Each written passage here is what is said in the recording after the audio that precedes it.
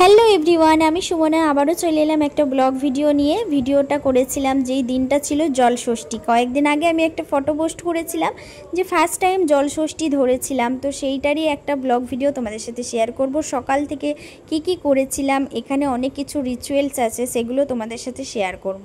ঘুম থেকে উঠে প্রতিদিনের মতো ফার্স্টেই আমার বেডটা গুছিয়ে নিয়েছিলাম, আর তারপরই চলে গিয়েছিলাম ছাদে। প্রিয়ম সোনার কিছু জিনিস রোদে দেওয়ার ছিল, আর অন্যদিকে প্রিয়ম সোনারও ভীষণ ঠান্ডা লেগেছে, ও একটু গ্যাস নিচ্ছিল।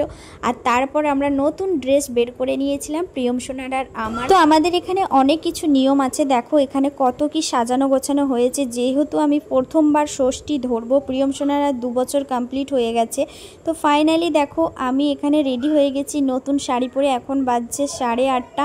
এখন যাচ্ছি মা মনসা তলায়। ওখানে গিয়ে দেখি গ্রামের অনেকেই পৌঁছে গেছে, আর অন্যদিকে পুজোর আয়োজনও স্টার্ট হয়ে গিয়েছিল।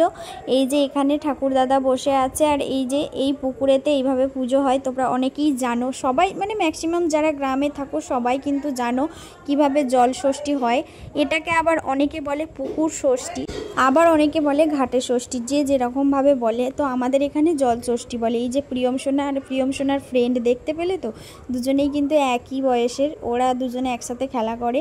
আর তারপরই দেখো পুজো কমপ্লিট হয়ে যাবার পর যেটা নিয়ম আছে, কলাই সবার আঁচলে দিতে হয়। আমিও ফার্স্ট টাইম দেখছি, বেশ ভালো লাগলো। ছবিটা উঠবে, উনকে ধরে থাকবে, ছবিটা উঠবে। ওম সর্বজ্ঞ শান্তি সর্বজ্ঞ শান্তি বনস্পতি শান্তি শান্তি চিন্তা শান্তি যত্র ভগবান পাপম তত্র শান্তি। ভগবান মঙ্গল করো। হরি বল হরি বল। এই যে বামুন দাদা আমার কোলেতে যে ডালাটা দিলেন, তো এই রকমই কিছু নিয়ম যেগুলো তোমাদের সাথে শেয়ার করার হলো না, ক্যাপচার করতে ভুলে গিয়েছিলাম। এইভাবেই কিন্তু আমার কাছে যে 4টে ডালা ছিল, সেই 4টে ডালা আমি আমার একটা জেঠিমা একটা কাকিমাদেরকে দিয়েছিলাম। আর তারপরই দেখো বাড়ি চলে এসেছি ডালা কোলে করে নিয়ে। মা বলল যে রুমের মধ্যে একবার যেতে, তো আমি আমার রুমটার ভিতরে গিয়েছিলাম। আর দেখো ফাইনালি চলে এসেছি পুজো করিয়ে। প্রথমবার ষষ্ঠী, সত্যি একটা অন্যরকম অভিজ্ঞতা কাজ করছিল।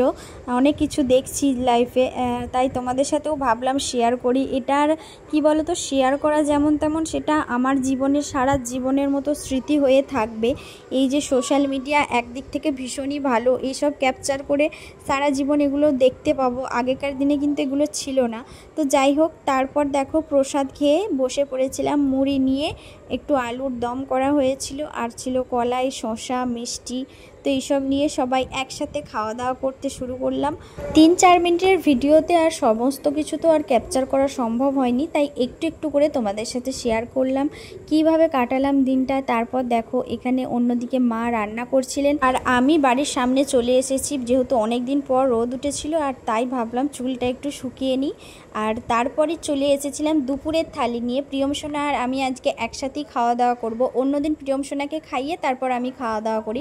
আজকে যেহেতু ষষ্ঠী, তাই আজকে একবার ভাত খেতে হয়, একবার নাকি সগরি ছুঁতে হয়, তাই আমরা একসাথেই বসে পড়েছিলাম যে প্রিয়ম সোনাকে খাইয়ে আমি নিজেও খেয়ে নেব। তো ভিডিওটা এই পর্যন্তই। ভিডিওটা আর বেশি বড় করছি না।